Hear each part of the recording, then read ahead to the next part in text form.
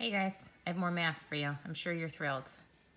So, what I wanted to do is quickly go back and just look at what happens when you end up having variables cancel out and you get a true statement.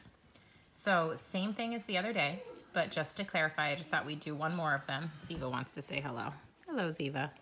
Hi, Ziva. Can you say hi? Okay. So let's, yes, honey, I see you. What? Dude, get off the, oh boy. Sorry. So let's solve this one. See what it looks like on Desmos. And then we have something different to try today. So let's start. We need to split this thing through the equal sign.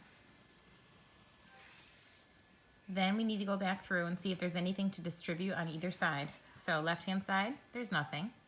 Right-hand side, we do need to distribute. So we're going to take our 2 and multiply it through the parentheses. This would leave me with 2x plus 2. We're not multiplying the 2 times this x because it's outside the parentheses, so I'm just going to leave it here. So we split, we distributed. Combining like terms, there's nothing to combine on the left-hand side, but on the right-hand side there is. So we can put together the 2x and this 1x. So that gives me 3x's plus 2. I'm going to rewrite the other side because we didn't do anything to it.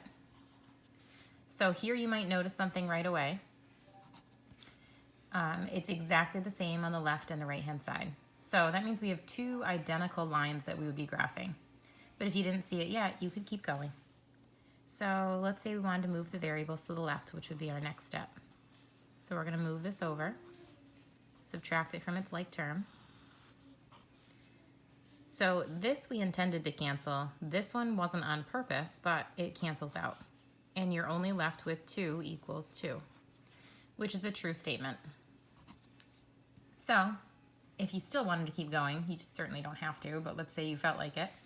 We could say we were going to move our constants to the right. But when we do that, this cancels on purpose. That cancels also. So we have 0 equals 0. There's nothing to solve. There's really nothing to check. So when you end with a true statement like this, what that means is that no matter what you had plugged in for x, it wouldn't have mattered. It was going to cancel anyway. So everything works. So there's an infinite number of solutions.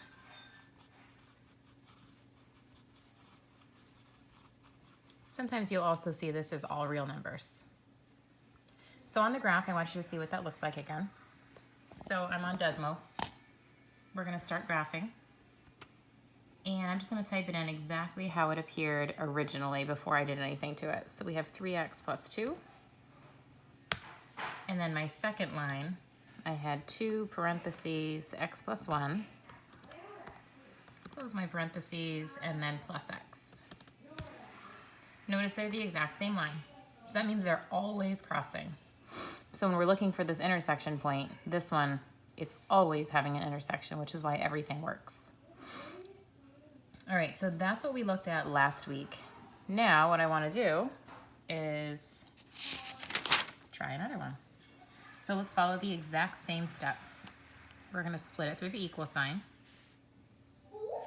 Distribute if we need to. So we do over here. So we have 4 times x and 4 times negative 1.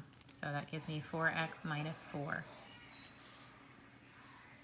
There's nothing to distribute on the right. Combining like terms, nothing to combine here, but I can combine over here. So I have 3x and I have another x. So I'm going to make that 4x plus 2. Okay? So if you don't notice something yet, you will. So let's move on to the next one. Let's move variables to the left. So we're going to take this 4x, we're going to move it over there. I'm going to subtract it from here, subtract it from its like term. This is intentionally canceling out, right? That's what I wanted to have happen. Over here though, not intentional, but it happened. 4x minus 4x cancels. We're left with negative 4 equals positive 2. I'm guessing at this point you're going to see what this problem is. This is a false statement. All the variables are gone and it's false. So this is definitely not true, which means no matter what these variables had been, it doesn't matter. It was never going to work. So if you didn't see it yet, we could keep going even though there's really no point, but let's say we wanted to keep going. We could do this all day if we wanted. It's not going to work. We have 0 equals 6. There's just no way it's going to work. This is false. So the false statement means that no matter what you plugged in, you're never going to get this equation to work. So that means there is no solution.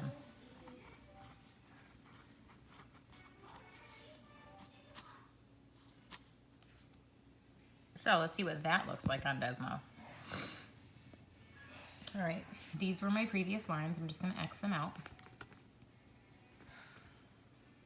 And let's, oh, it just happened. All right, let's try this. So I have 4 parentheses, x minus 1. Okay, my second line, I have 3x plus 2 plus x. All right, notice what happens with the lines. This happened on a worksheet we had like 2 days before everything ended and we left school. We have lines that are parallel. So if those two things are parallel, that means they're never ever going to cross, which is why there is no solution. So to sum it up, we have solving the equation, you end with a true statement. That means there's an infinite number of solutions. If you solve it and it's a false statement, there's no solution. And obviously the other case is if you solve it and you get a solution, that means that's the one unique solution because that's where the lines cross. All right, good luck, have fun.